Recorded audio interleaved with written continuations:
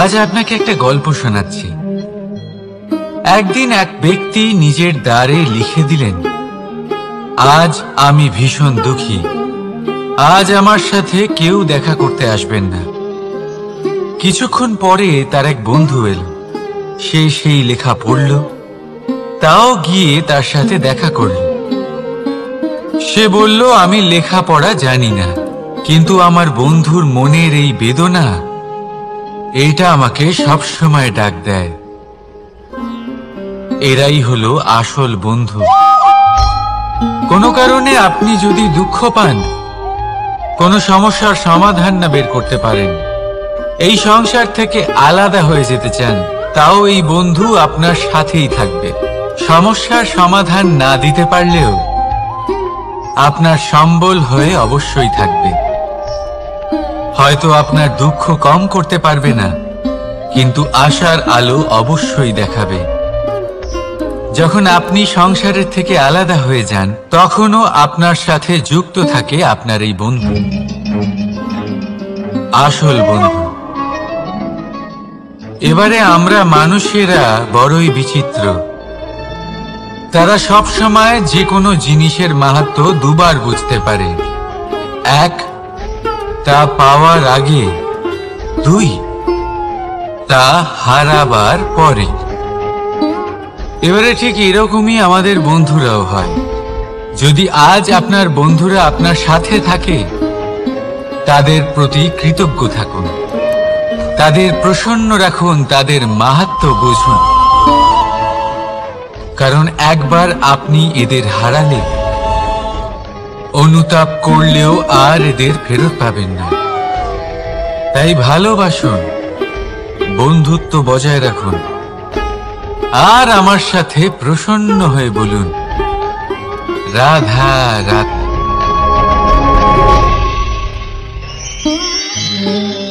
আমাদের মধ্যে বহু মানুষ মাঝে মাঝে নিজেকে অকর্মণ্য মনে করি।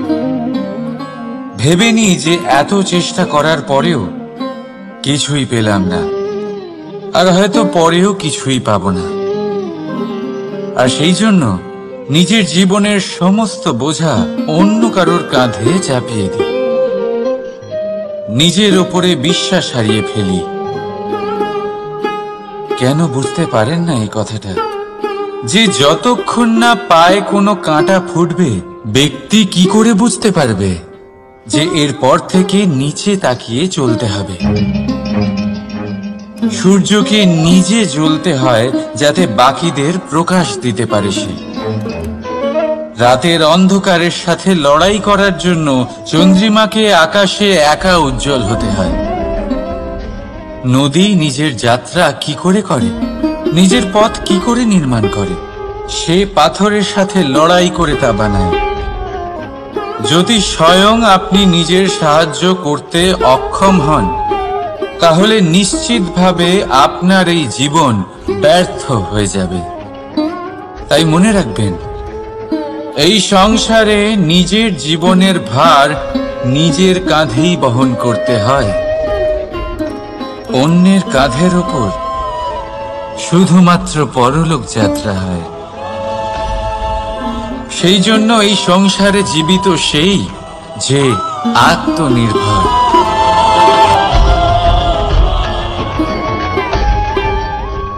রাধা রাধা। সময়, কথায় বলে সময়ের পূর্বে কিছুই হয় না। প্রতিটা ঘটনার একটা সময় থাকে। সময়ের আগে না সূর্যোদয় হয়, আর না সূর্যাস্ত হয়। সময়ের পূর্বে গাছে না ফুল ফোটে, না ফল ধরে।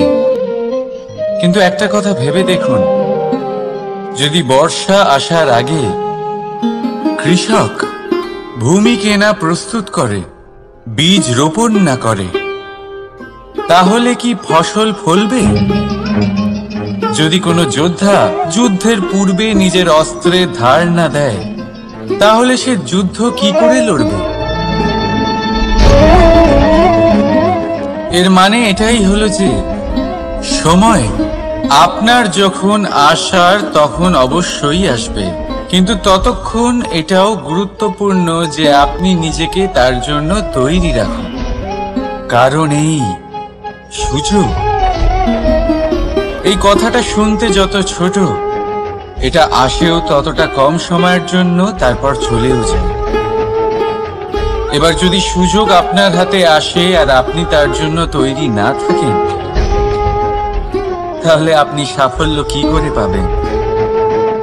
তাই আপনি সঠিক সময়ের জন্য অপেক্ষা করুন, সেই সুযোগের জন্য অপেক্ষা করুন, কিন্তু ততক্ষণ নিজের চেষ্টার দ্বারা নিজেকে আরো সক্ষম করে তুলুন। কারণ সাফল্য আপনার জন্য অপেক্ষা করছে, শুধু আপনি তার জন্য তৈরি থাকুন। রাধা রাধা। কথা মানুষের পাওয়া সবচেয়ে অদ্ভুত উপহার। এই কথাই মানুষকে এই সংসারের সমস্ত প্রাণীর থেকে ভিন্ন করে তোলে, সংসারের সবচেয়ে উপরে নিয়ে যায়। এই কথার কারণেই আমরা একে অপরের সাথে ভাব আদান প্রদান করি। আমি আমার মনের ভাবনা অন্য কাউকে ব্যক্ত করতে পারি, অন্য কেউ তাদের ভাবনা আমাকে ব্যক্ত করতে পারে। এই কথাই আমাদের সবচেয়ে বড় ঢাল। এবারে দেখুন, আপনি নিশ্চয়ই লক্ষ্য করেছেন, কারোর কথা মধুর হলে লোকে তাকে ভালোবাসে, তাকে নিজের বন্ধু বানায়। সেইভাবেই যদি কারোর কথা কঠোর হয়, তাহলে লোকে তাকে ঘৃণা করে, তাকে নিজের শত্রু মনে করে। এই কথাই ভাষা হয়ে আমাদের ইতিহাস রচনা করে। তবে আমরা কি সত্যি বাণীর বিষয়ে অতটাই ভাবি যতটা আমাদের ভাবা উচিত? ভেবে দেখুন, মানুষের কথা বলতে শিখতে কত সময় লাগে। কোনো বালক 1.5 বছর বয়সে কথা বলতে শেখে, কেউ 2 বছরে, কেউ 3। এবার দেখুন, মানুষ 1.5 বছর বয়সে কথা বলতে শিখে গেলেও তার কি বলা উচিত এটা সারা জীবনেও শিখতে পারে না। এর উপরে মনোনিবেশ করুন, এটা বোঝবার চেষ্টা করুন কি বলা উচিত। নিজের কথা শুদ্ধ করুন, নিজের কথা মধুর করুন, আর সেই মধুরতার সাথে আমার সঙ্গে বলুন, রাধা রাধা। এই লক্ষ্য আসলে কি? এই লক্ষ্য তাই যা আমরা পেতে চাই। এই সংসারে সুখী কে হয়? সুখী সেই যে তার লক্ষ্য পেয়ে গেছে। দুঃখী কে হয়? দুঃখী সেই যে তার লক্ষ্য এখনো পায়নি। এবারে প্রশ্ন এখন এটাই যে লক্ষ্য সবাই পেতে চায়, লক্ষ্য পাওয়ার জন্য সবাই প্রাণপণ চেষ্টাও করে, তাহলে সবাই তাদের লক্ষ্যে পৌঁছতে পারে না কেন? ঠিক আছে, কোথাও না কোথাও কিছু না কিছু কমতি থেকেই যায়, যাই বাধা থাক। আজকে আমি আপনাকে একটা উপায় বলবো এই লক্ষ্য পাওয়ার জন্য। একটা কাগজ নিন, তাতে একটা চিহ্ন বানান, সেটাই হবে আপনার লক্ষ্য। এবারে সেই লক্ষ্যে পৌঁছানোর একটা পথ বানান। এবারে এই যাত্রাকে ভিন্ন ভিন্ন ভাগে বিভাজন করে দিন। এবারে এটা হলো আপনার পরিকল্পনা। এবার এই পরিকল্পনা ক্রমানুসারে আপনি পালন করতে থাকুন, এটাই হবে আপনার চেষ্টা। এবার এইভাবে যদি আপনি চেষ্টা করতে থাকেন, যাই আপনার কল্পনা হোক না কেন তা বাস্তব অবশ্যই হবে। তাহলে এই কল্পনাকে বাস্তবে রূপান্তরিত করুন। এইভাবেই নিজের পরিকল্পনা পালন করতে থাকুন। আপনার যাই কল্পনা থাকুক বা যাই লক্ষ্য থাকুক, তা বাস্তবে পরিণত হয়ে আপনার হাতে অবশ্যই আসবে। রাধা রাধা। বাবার এক মিত্র ছিলেন, বড়ই দুঃখী ছিলেন, বিপদে পড়েছিলেন। কি করবেন? ব্যবসা ভালোভাবে চলছিল না, বাড়িতে শান্তি ছিল না, সমস্ত জায়গায় ক্ষতি হচ্ছিল। তাই উনি একজন জ্যোতিষীকে দেখালেন।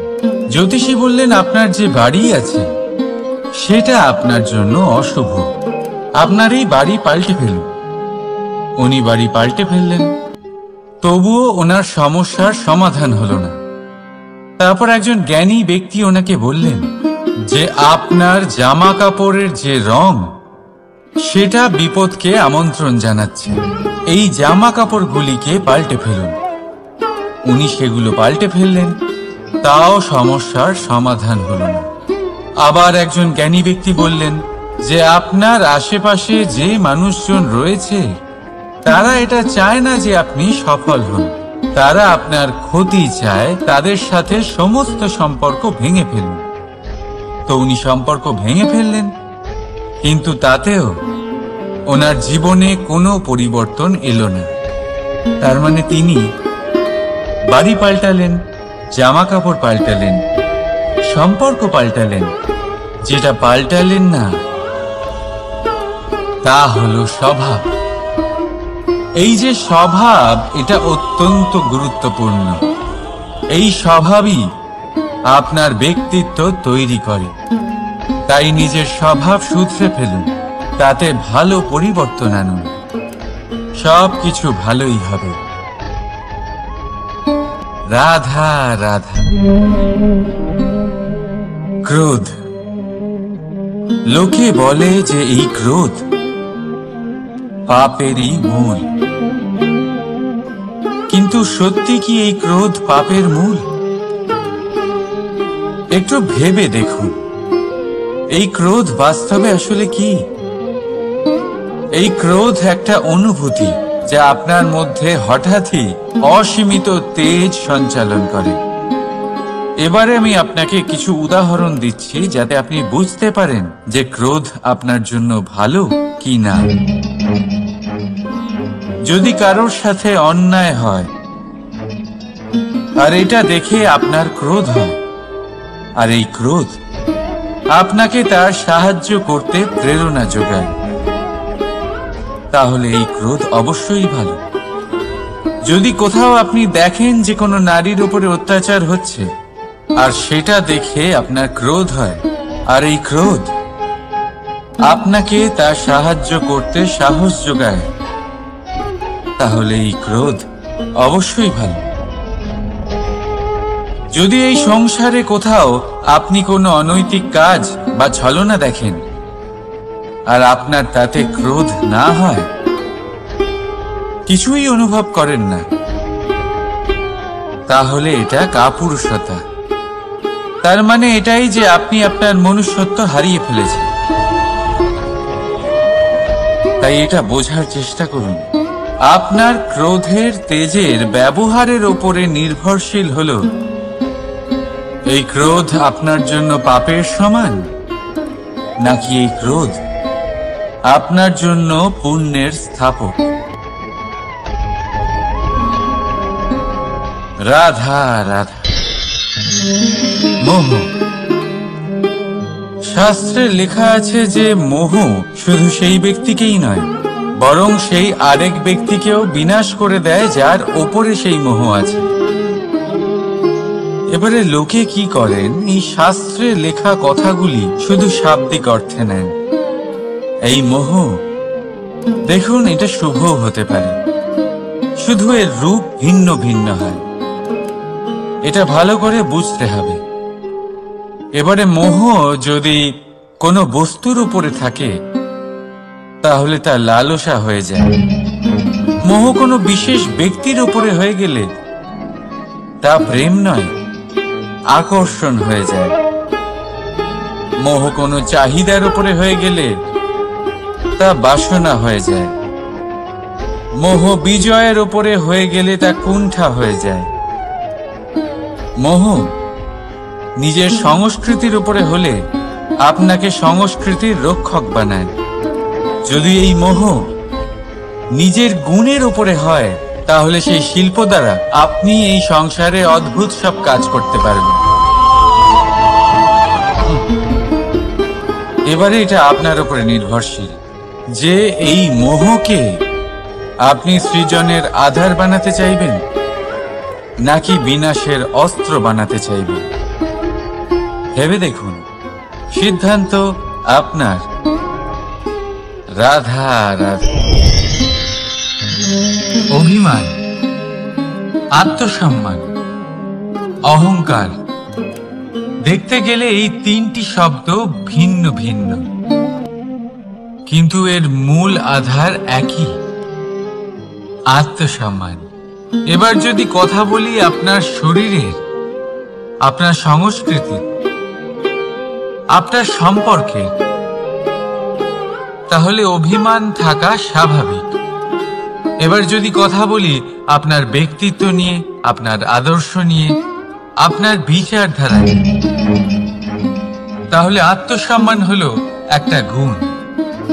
যদি এইভাবে বলা হয় যে আমি এই কার্য কারোর সাহায্য ছাড়া, সহযোগিতা ছাড়াও করতে পারি, তাহলে এটা আত্মসম্মান, আর এটা সঠিক। যদি এভাবে বলা হয় যে আমি এই কার্য কারোর সাহায্য ছাড়াই বা কারোর সহযোগিতা ছাড়াই করে ফেলেছি, তাহলে এটা অভিমান, এটাও সঠিক। কিন্তু এই কার্য শুধুমাত্র আমিই করতে পারি আর কেউ নয়, এটা অহংকার। তাহলে এই শব্দ এবং তার অর্থ বোঝার চেষ্টা করুন। জীবন ধারণের এক নতুন পথ খুঁজে পাবে। রাধা রাধা। সংসারে প্রত্যেক ব্যক্তি কোনো না কোনো রূপে ঈশ্বরকে মানে। কেউ মূর্তি রূপে, তো কেউ তত্ত্ব রূপে, কেউ ভাবনা রূপে, আবার কেউ স্বভাব রূপে। কেউ নিজের মধ্যে পরমাত্মা খোঁজে, আবার কেউ অন্যের মধ্যে। কারোর কাছে জ্ঞানই পরমাত্মা। সংসারে প্রত্যেক মানুষই কোনো না কোনো রূপে তার ঈশ্বরকে পেয়েই যান। কিন্তু একটা কথা বলবো, ঈশ্বর প্রথমেই নিজের একটা স্বরূপ পৃথিবীতে আপনার কাছে পাঠিয়ে দিয়েছেন। সেই স্বরূপ হল আপনার মাতা, আপনার মা। সেই মা যিনি আপনাকে জন্ম দিয়েছেন, আপনাকে বাঁচতে শিখিয়েছেন, আপনাকে সংস্কার দিয়েছেন। যদি আপনি কখনো কোনো অনুচিত পথে অগ্রসর হয়েছেন, তখন তিরস্কার করে আপনাকে সঠিক পথে এনেছেন। যদি আপনি এই সংসারে অসফল হয়েছেন, তখন তার আঁচলের উষ্ণতা দিয়ে আপনাকে আশ্বাস জুগিয়েছেন। সেই সমস্ত কাজ করেন এই মা, যা ঈশ্বরও করেন। সেই জন্য মনে রাখবেন যে এই সংসারে আপনার সবচেয়ে প্রথম ঈশ্বর যদি কেউ থাকে, তাহলে তা আপনার মা। প্রত্যেক প্রতিমাতেই ঈশ্বর নাই থাকতে পারে, কিন্তু প্রত্যেক মায়ের মধ্যে ঈশ্বর অবশ্যই থাকে। রাধা রাধা। আপনি নিশ্চয়ই দেখে থাকবেন যে প্রদীপের নিচে অন্ধকার থাকে। যে প্রদীপ সংসারকে আলোকিত করে, সেই প্রদীপের নিচেই অন্ধকার। এবারে অনেক মানুষ আছে যারা এই বিষয়টা এইভাবে দেখে যে ব্যক্তি নিজের সমস্যার সমাধান করতে পারে না, আর গোটা সংসারকে উপদেশ দেয়। কিন্তু এটা দেখার আরো একটা দৃষ্টিভঙ্গি আছে, আর সেটা হচ্ছে যে স্বয়ং জ্বলে সংসারকে আলোকিত শুধু সেই করতে পারে যা রাধার বড়ই শীতল হয়। এই সংসারের পথপ্রদর্শক সেই হতে পারে, এই সংসারকে দিশা সেই দেখাতে পারে যার মধ্যে সন্তোষ আর ধৈর্য শক্তি আছে। এবারে দেখুন, এটা অত্যন্ত গুরুত্বপূর্ণ বিষয় যে বিবেক তখনই কাজ করে যখন মন শান্ত থাকে, যখন মন শীতল থাকে। তাই যদি আপনি এই জীবনে কোনো বড় কর্ম করতে চান, তাহলে সর্বপ্রথম আপনার এই মনকে, এই বিবেককে, এই হৃদয়কে, এই আধারকে, এই ভূমিকে শীতল রাখতে শিখুন। ধৈর্য ধরুন। সংসারে এমন কিছু নেই যা আপনি করতে পারবেন না। রাধা রাধা। এই প্রদীপ দেখতে পাচ্ছেন আপনি, নিজেও জ্বলে আর এই বাতিকেও জ্বালিয়ে রাখে, আর এই সংসারকে প্রদান করে প্রকাশ। অন্ধকারাচ্ছন্ন ব্যক্তিকে প্রদান করে আশার আলো। কিন্তু এটা কখনো ভাবে না যে সেই মাটি কেমন হবে যা দিয়ে এটা তৈরি করা হয়েছে, সেই কুমোর কেমন হবে যে একে আকার দিয়েছে। ভাবে না যে একে কিনেছে তার বাড়ি কেমন হবে, তা কতটা সুসজ্জিত। কিচ্ছু নয়, শুধু এই সংসারকে প্রকাশ প্রদান করে। আর হয়তো সেই জন্যই প্রদীপকে এত ভালোবাসা হয়। সে নিজের বা অন্যের বাড়ি দেখে কখনোই জ্বলে না, সে জ্বলে শুধু অন্ধকারের সাথে লড়াই করতে। তাই আপনিও নিজের ব্যবহার এই প্রদীপের মতো করে তুলুন। নিজের পরিচয় সরিয়ে নিঃস্বার্থভাবে কর্ম করে যান, আর নিজের জন্য এক নতুন, এক বিশাল, এক অদ্ভুত পরিচয় তৈরি করুন। রাধা রাধা। এই সংসারে প্রত্যেক ব্যক্তি বড় কিছু করতে চায়, এমন কিছু যা এই সংসারে কেউ আগে কখনো করেনি। এমন জায়গায় পৌঁছতে চায় যেখানে এর আগে কেউ কখনো পৌঁছতে পারেনি। আর কেউ এতে সফলতা অর্জন করে। কিন্তু কিছু মানুষ অসফল হয় কেন? এটাই আমার প্রশ্ন। না তো তাদের ইচ্ছেতে কোনো কমতি থাকে, না কমতি থাকে তাদের চেষ্টায়। তাহলে কেন এরা পিছিয়ে পড়ে? এর উত্তর বড়ই সরল। এই সংসার আপনাদের বলি কিভাবে। আপনারা সকলে সংসারে মহান কাজ করতে চান, সেই মান, সেই সম্মান পেতে চান যা এর আগে কেউ কখনো পায়নি। কিন্তু আপনার সমস্যা এটাও যে এই কাজে সংসার আপনার সাথে থাকছে না। বড়ই অদ্ভুত ব্যাপার। দেখুন, ভুলে যান গোটা সংসারকে, জীবনে একা একা এগিয়ে চলুন। গঙ্গোত্রী থেকে যখন একটি জলের ফোঁটা বেরোয় তখন সেটা শুধু এক বিন্দু জল। তারপরে যখন সে তার যাত্রা শুরু করে অন্য জলের ফোঁটার সাথে মিশে, তখন সে স্রোতে পরিণত হয়, গঙ্গাতে পরিণত হয়। যদি আপনি জীবনে এগোতে চান তাহলে একলা এগোতে শিখুন, নির্ভীক হয়ে, সাহসের সাথে, ধনাত্মক চিন্তা নিয়ে জীবনে এগিয়ে চলুন, একা এগিয়ে চলুন। আর দেখবেন সেই মান, সেই সম্মান আপনার জন্যই অপেক্ষা করে আছে। রাধা রাধা।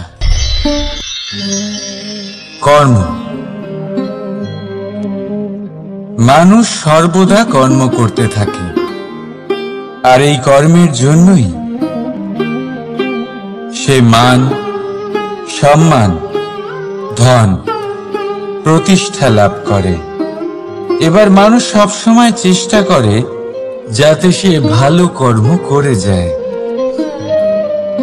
তাহলে আপনাকে বলি, শুধু ভালো কর্ম করাই আবশ্যক নয়, তার থেকে বেশি জরুরি হলো এই খারাপ কর্মকে বোঝা আর তার থেকে দূরে থাকা। কারণ যখনই আপনি কোনো সঠিক কাজ করেন বা ভালো কাজ করেন, কেউ তা মনে রাখে না। কিন্তু এই সংসারে বিষয়টা হলো এরকম, আপনি একটা খারাপ কর্ম করুন আর সেটা সবার মনে থাকে। এই খারাপ কর্ম কাজলের এক কৌটোর মতো হয়, আপনি যতই চেষ্টা করুন বাঁচিয়ে ব্যবহার করার, কিন্তু এই কালিমা কোথাও না কোথাও অবশ্যই লেগে থাকে। সেই জন্য জীবনে ভালো কর্ম অবশ্যই করুন, কিন্তু তার থেকেও বেশি জরুরি হলো এই খারাপ কর্মের থেকে দূরত্ব বজায় রাখা।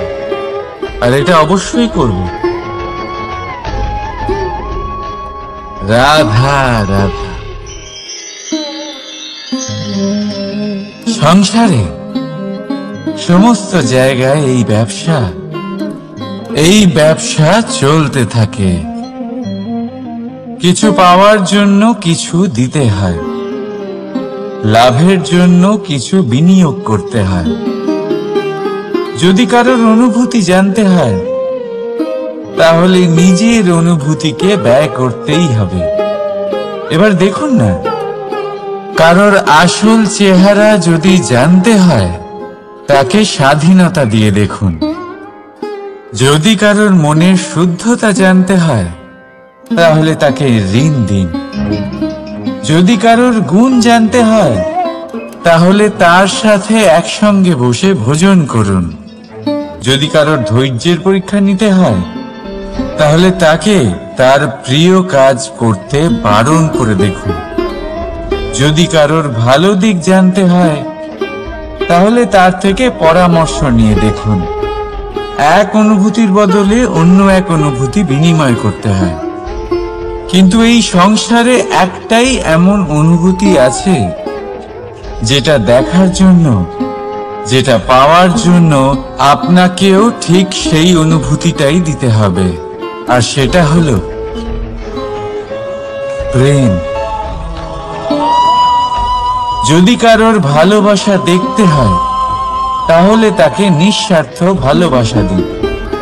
যদি কারোর থেকে ভালোবাসা পেতে চান, তাহলে তাকে নিঃস্বার্থ পরিশুদ্ধ ভালোবাসা দিন। রাধা রাধা।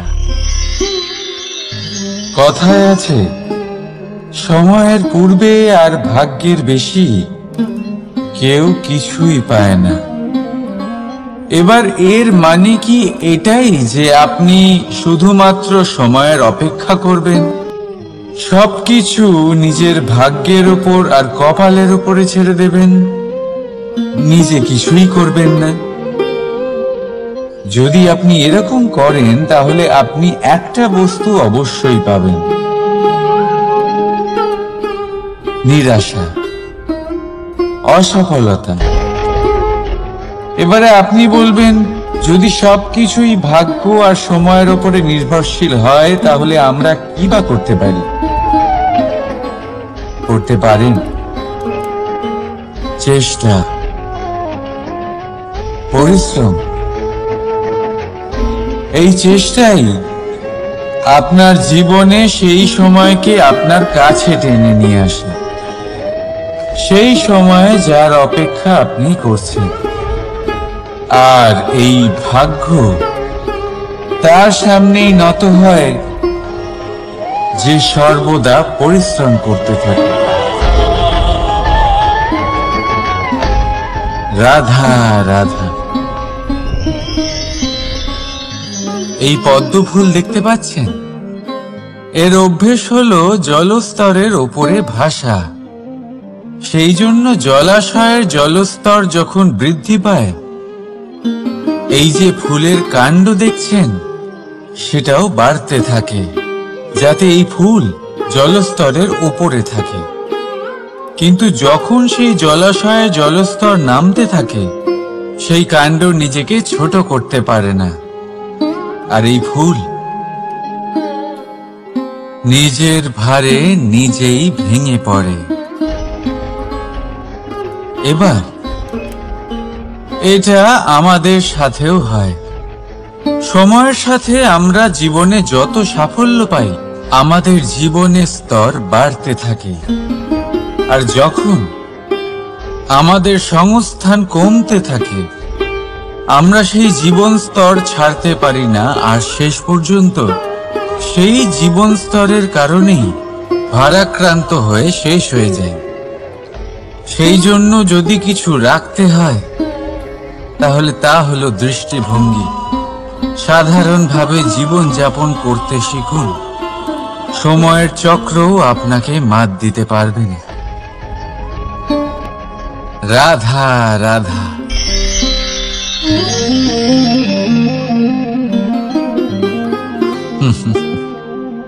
সময়, এই সময় না কোনো ব্যক্তি, না জীব, না বস্তু, তাও সময় জীবিত থাকে। এই সময় না জল, না অগ্নি, আর না বায়ু, কিন্তু তাও আমাদের জীবনের আধার। এই সময় দেখতে গেলে মানুষ এই সময়ের হাতের খেলনা। কখনো আমাদের সময় ভালো হয়, আবার কখনো খারাপ। কেউ সময় আসার প্রতীক্ষা করে, আবার কেউ সময় যাওয়ার প্রতীক্ষা করে, কিন্তু এই সময় কারোর হাতে ধরা দেয় না। এই সময় যা কেউ দেখতে পায় না, এটা সবাইকে সবকিছু দেখিয়ে যায়। দেখিয়ে যায় যে আপনকে আর পরকে, আমাদের শুভাকাঙ্ক্ষীকে আর ক্ষতিকে চায়, আমাদের মিত্রকে আর আমাদের শত্রুকে। এই সময় আপনাকে দেখায় যে আপনি কতটা শক্তিশালী, সেই সময় আপনাকে দেখিয়ে যাবে আপনি কতটা দুর্বল। এই সময় সব কিছু দেখিয়ে যায়। তাই এই সময় যা এতটা শক্তিশালী, তা আমরা নষ্ট কেন করি? ভেবে দেখুন। এবারে উঠুন আর এই সময়ের সম্পূর্ণ ব্যবহার করুন, এই সময়ের সদ্ব্যবহার করুন, কারণ এই সময়কে ব্যবহার করাটাই আপনার হাতে রয়েছে, আর কিচ্ছু না। আর এই সময় একবার বয়ে গেলে তখন যাই করুন না কেন, কখনো ফেরত আসবে না। সময়ের সদ্ব্যবহার করুন আর সবার মধ্যে আনন্দ ছড়ান। আর আসুন আমার সাথে ভালোবেসে বলুন, রাধা রাধা।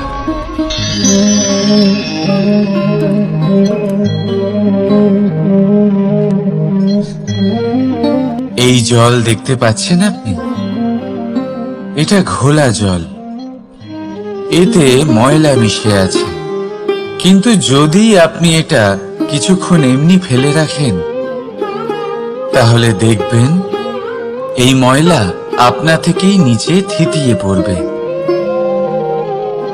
কিন্তু এই পাত্রটা নাড়াতে থাকলে এমনটা হবে না। শান্ত ছেড়ে দেবেন, তবেই এই ময়লা নিজেই নিচে চলে যাবে। ঠিক সেইভাবেই যখন আমাদের জীবনে কোনো সমস্যা আসে, কোনো অশান্তির সৃষ্টি হয়, তখন উত্তেজিত হয়ে পড়লে, নিজের সংযম হারিয়ে ফেললে আমরা এর সমাধান পাব না। শান্ত থাকলে তখনই সমস্যার সমাধান পাব। তাই মনে রাখবেন, ধৈর্য আর সংযম দ্বারা শান্ত মনে বিচার করলে যত বড়ই সমস্যা হোক না কেন, তার সমাধান আপনি অবশ্যই পাবেন।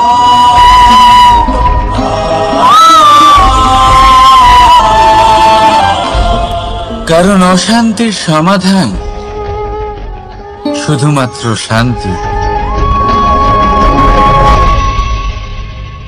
রাধা রাধা। প্রজাপতি আকাশে উড়ে বেড়ায়, সে সুন্দর ফুলের রস আস্বাদন করে, উন্মুক্ত উড়ে বেড়ায়, কিন্তু তারও বিপদ কম কিছু নেই। যেমন হলো পতঙ্গ, জন্তু এই প্রজাপতিকে নিজের আহার করে নেয়। তাকে এদের থেকে সাবধানে থাকতে হয়। সত্য হলো এটাই যে এই প্রজাপতি ততদিনই সুরক্ষিত থাকে যতদিন এদের পাখনা বৃদ্ধি পায় না। যখন এরা এদের খোলসের মধ্যে থাকে, যখন না কারো দৃষ্টি এদের উপর পড়ে, আর না কোনো শত্রু এদের আঘাত করতে পারে। কিন্তু তখন তারা বন্ধ থাকে, অবিচল নিশ্চল থাকে। এই সুন্দর সংসার দেখার জন্য, এই সুন্দর আকাশ পাওয়ার জন্য তাকে তার সুরক্ষা ক্ষেত্র থেকে বাইরে বেরিয়ে আসতেই হয়। আর এটাই জীবনের নিয়ম। মানুষের সাথেও ঠিক এরকমই হয়। যদি মানুষ বিশ্রাম আর সুরক্ষা এদের বন্ধন থেকে না বেরোয়, তাহলে সে জীবিত অবশ্যই থাকবে, কিন্তু জীবন ধারণ করতে পারবে না। কারণ যদি জীবনে বড় কিছু করতে হয়, বড় কোনো কিছু পেতে হয়, সাফল্যের শিখর অবধি পৌঁছতে হয়, তাহলে সর্বপ্রথম আপনাকে নিজের সুরক্ষা ক্ষেত্র থেকে বেরিয়ে আসতেই হবে। এই আরামকে ত্যাগ করতেই হবে। তবেই আপনি সফল হতে পারবেন। তবেই আপনি এই প্রজাপতির মতো আকাশে উড়ে বেড়াতে পারবেন।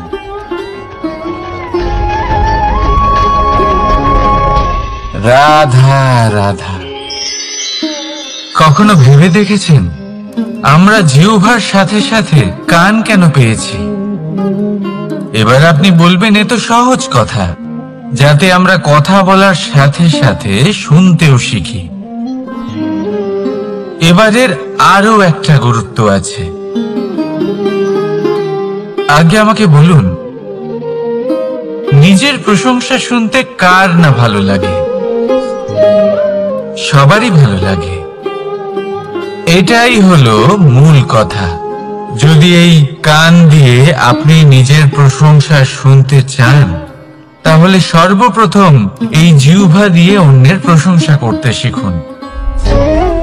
এবার প্রশংসার বিষয়ে একটা অত্যন্ত গুরুত্বপূর্ণ কথা আপনাদের বলি। কখনো যদি কারোর প্রশংসা আপনি করেন, তাহলে সবার আগে সেই ব্যক্তির উৎসাহ বেড়ে যায়। আর তারপর নিজে যদি ভেবে দেখেন, তাহলে নিজের মনেও সন্তুষ্টি আর প্রশান্তি চলে আসে। আর একবার যদি এই মন প্রশান্তিতে ভরে যায়, তারপরে কেউ প্রশংসা করুক বা না করুক, কিচ্ছু যায় আসে না।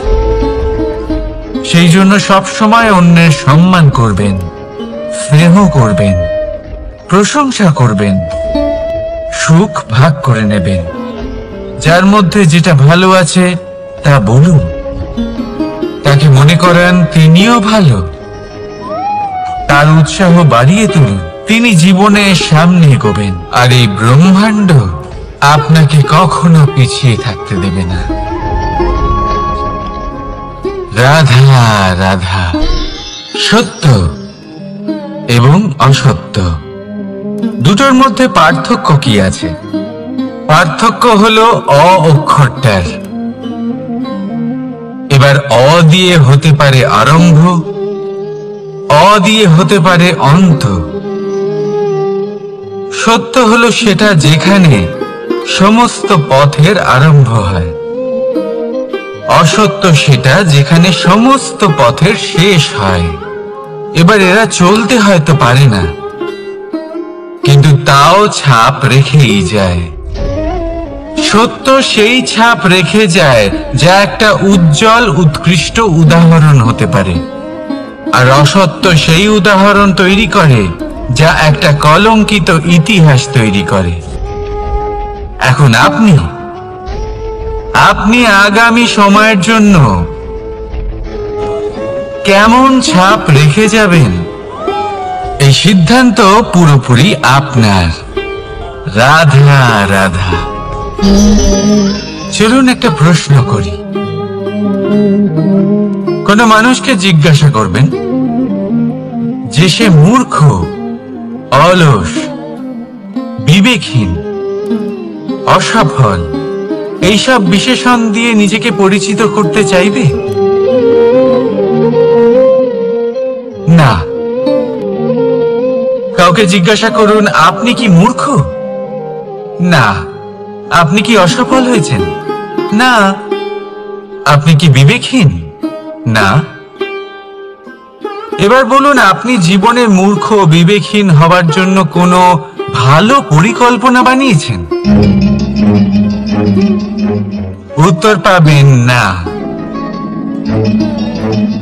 কারণ কোনো পরিকল্পনা বানানো হয় না যাতে আপনি মূর্খ বা অসফল হন। মানুষ মূর্খ বা অসফল তখন হন যখন কোনো পরিকল্পনাই থাকে না। দেখুন, একটাই ছোট জীবন, তাকে স্থির করুন যাতে অনেক বেশি সংখ্যক মানুষকে আপনি জুড়ে রাখতে পারেন, অনেক বেশি শান্তি পেতে পারেন, অধিকতর সাফল্য লাভ করতে পারেন, বেশিরভাগ মানুষের পথপ্রদর্শক হয়ে তাদের মঙ্গল করতে পারেন। অসফল হয়ে বাড়িতে বসে থাকার চেয়ে ভালো হলো যে আপনি একটা পরিকল্পনা করে অসফল হন, কারণ তখন আপনার কাছে আরো একটা বিকল্প থাকবে, একটা নতুন পরিকল্পনা বানানোর, তাকে সার্থক করার। কারণ এমন কোনো পরিকল্পনা তো অবশ্যই থাকবে যা আপনাকে আপনার লক্ষ্যে পৌঁছে দেবে, তাই তো? রাধা রাধা।